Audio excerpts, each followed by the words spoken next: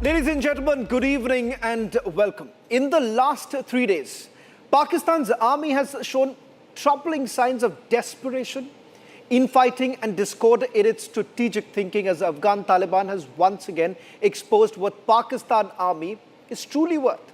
While Asim Munir, self-promoted to the rank of Field Marshal in a non-contact war largely fought in the skies, his army is biting the dust on the ground every single day, be it the Durand line of Balochistan or the LOC.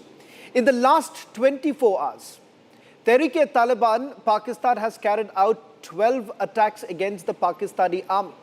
The TTP says it has killed 25 Pakistani army soldiers and injured 8 others. Visuals on your screens right now where Baloch rebels also have released visuals of 4 Pakistani soldiers they have killed in a sniper operation. And yet when push comes to shove, Asim Munir did what he knows best: go on a nuclear threat rant in an air-conditioned auditorium. In fact, this is what he had to say. Listen.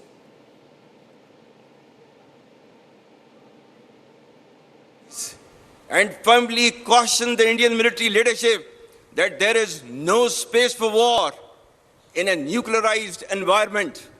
The onus of ensuing escalation, one that may ultimately bear catastrophic consequences for the entire region and beyond, will squarely lie with India. Well, in fact, ladies and gentlemen, this was nothing but absolute desperation on the part of Asim Munir. And this tone and tenor that you essentially see is pretty much what we have seen since Operation Sindoor. But it is the BrahMos effect that is speaking right now, because in a short while from now, I'm also going to tell you the response that is coming from within the Pakistani army. And Asim Munir seems to have been completely cornered on this entire front. In fact, this was actually called out by none other than the Deputy Chief of Army Staff Strategy, that is Lieutenant General Rajiv Ghai, who made it very clear that the response was decisive and it was autonomous. Ladies and gentlemen, you've had our generals coming out and sending across a very strong message from the Forces First conclave that took place on Saturday, and this is what Lieutenant General Rajiv Ghai had to say. He's yet again spoken about this, and in the tone that he normally does, and he's warned India that there is no space for war when two countries such as India and Pakistan are involved.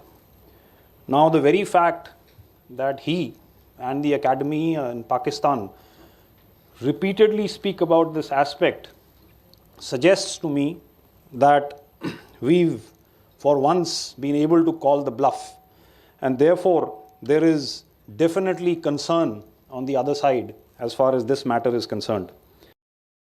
That, ladies and gentlemen, is simply tactical brilliance and strategic superiority of the Indian armed forces over their dim adversaries in Pakistan. And even the Pakistani generals know that in a conventional setting, they are no longer a match to the Indian armed forces, no matter what they essentially claim. Reports suggest that there is discontentment in the ranks of Asim Munir, and that they are increasingly finding disagreements of approach towards Pakistan.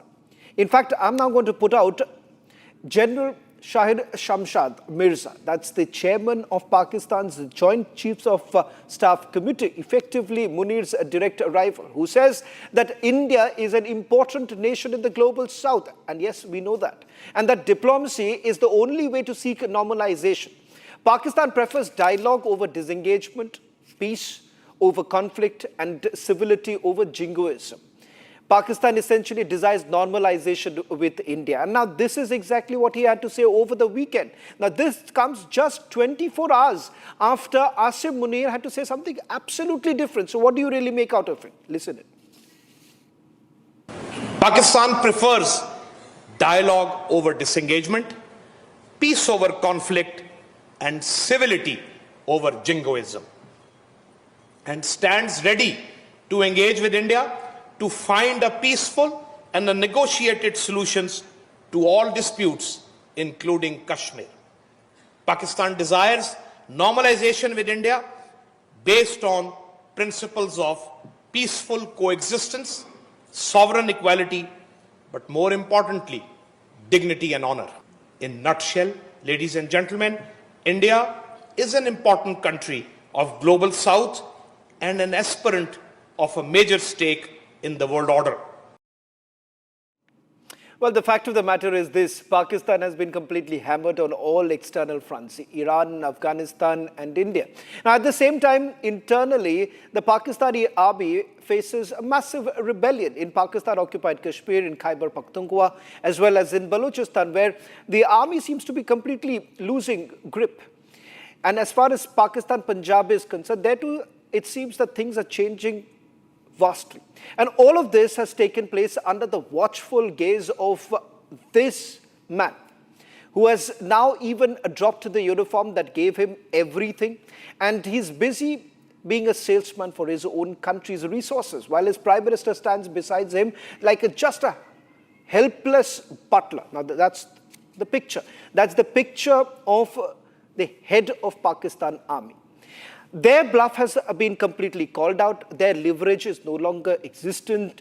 And what awaits them is only fate for all the evil schemes and tactics, and justice for all of their crimes.